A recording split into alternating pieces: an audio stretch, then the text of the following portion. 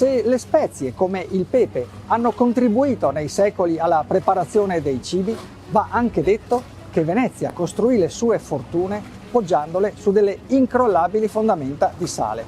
L'oro bianco, merce di scambio e strumento di potere, che fu indispensabile in passato per la conservazione dei cibi. Nel 1281 il Maggior Consiglio impose ai mercanti di ritornare da qualsiasi loro viaggio con un carico di sale che veniva opportunamente accumulato nei magazzini che ne portano il nome.